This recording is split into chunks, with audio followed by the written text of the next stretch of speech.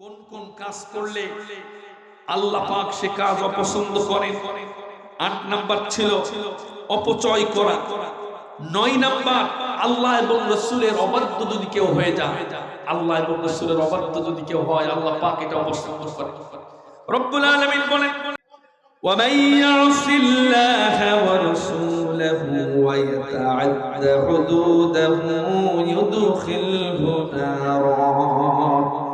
يدخله نارا خالدا فيها وله عذاب مهين। جزاكم الله أكبر। আল্লাহ বলছেন যারা আল্লাহ এবং তার রাসূলের অবাধ্য হয়ে যায় তাদের জন্য রয়েছে কঠিন আযাব। এরপরে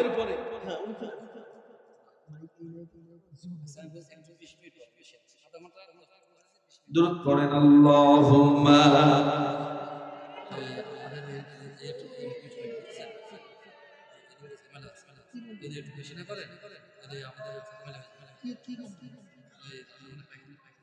দশ নাম্বার আল্লাহ তাদেরকে অপছন্দ করেন। আল্লাহ বলছেন ইয়ামহাকুল্লাহু রিবা ওয়া ইউরবিস সাদাকাত আল্লাহু লা ইউহিব্বু কুল্লা কাফফারিন আথীম। আল্লাহ পাক তিনি সুদকে দুনিয়া থেকে নিশ্চিহ্ন করে দিতে চান। ওয়া ইউরবিস সাদাকাত এবং দান সদকাকে তিনি, যাকাতকে তিনি প্রতিষ্ঠিত করতে চান। আল্লাহু লা ইউহিব্বু কুল্লা কাফফারিন আথীম। আল্লাহ পাক কোন পাপীকে, অকৃতজ্ঞকে আল্লাহ অপছন্দ করেন।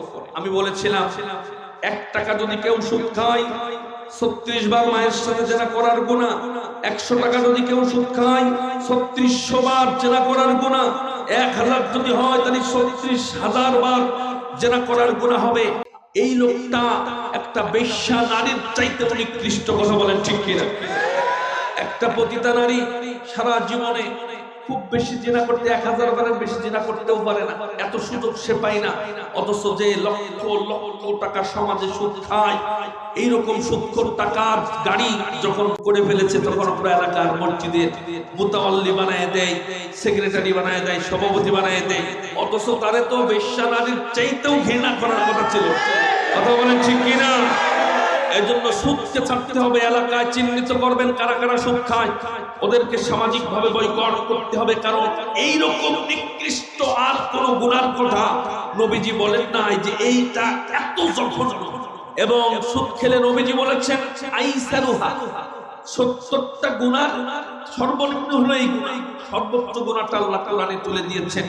কেউ যদি 1 টাকাও সুদ খায় ফাআযানু, সেজন্য ঘোষণা দেয়। সুদ যেহেতু ছাড়ে নাই অতএব সেজন্য ঘোষণা দেয় বিহারবিন মিনাল্লাহি ওয়া রাসূলিহি, আল্লাহ এবং তার রাসূলের বিরুদ্ধে সে যুদ্ধ করবে, এই ঘোষণা যেন দেয়। তার মানে আপনি শুধু খাচ্ছেন, নামাজও পড়ছেন, মানে আল্লাহর সাথে যুদ্ধ করছেন, আল্লাহরে বোমা মারছেন, আল্লাহর কামান মারছেন, আল্লাহর বোমা মারছেন, আল্লাহর গুলি করতেছেন, আবার আল্লাহর জান্নাতে যাওয়ার জন্য নামাজ পড়ছেন, যাকাত দিচ্ছেন, হজ করছেন। সুদে টাকা লাগায়া ওই টাকা দিয়ে হজে গেছে এরকম আল্লাহর ওলিও আমাদের এলাকায় আছে। সুবহানাল্লাহ। সুদে টাকা লাগাইয়া পায়খানা দিয়ে, মানে পায়খানা করার পরে পায়খানা দিয়ে সুসু করলে যেরকম হয় ওই রকম বিয়াদ। কথা বলেন ঠিক কিনা? এই জন্য এই কাজ জঘন্যতম অপরাধ। আল্লাহ পাক যত কাজ অপছন্দ করেন তার ভিতরে এটা একটা বড় অপরাধ। এরপরে 12 নাম্বার আল্লাহ পাক কাফেরদের, রব্বুল আলামিন তিনি কাফেরদেরকে অপছন্দ করেন। রব্বুল আলামিন বলেন قل أطيعوا الله والرسول فإن تولوا فإن الله لا يحب الكافرين। ও নবী আপনি तमाम পৃথিবীর মানুষদেরকে জানায় দিন, ও নবী तमाम পৃথিবীর মানুষদেরকে জানায় দিন তারা যেন আল্লাহ এবং তার রাসূলের আনুগত্য করে। আর যারা কুফরি করে রব্বুল আলামিন তাদেরকে বড্ড অপছন্দ করেন। যারা কুফরি করবে রব্বুল আলামিন তাদেরকে অপছন্দ করেন। ভাইরা আমার, বন্ধুরা আমার, এরপরে খুশিতে বেশি আত্মহারা হয়ে গেলে আল্লাহ সেটা অপছন্দ করেন।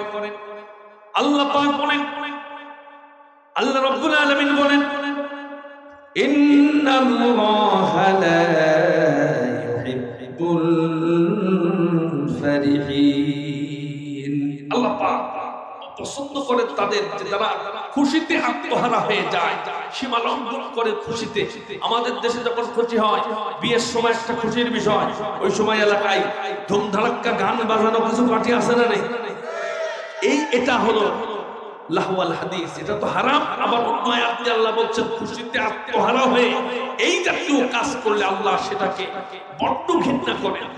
এটা আল্লাহ পাক চরমভাবে অপছন্দ করেন।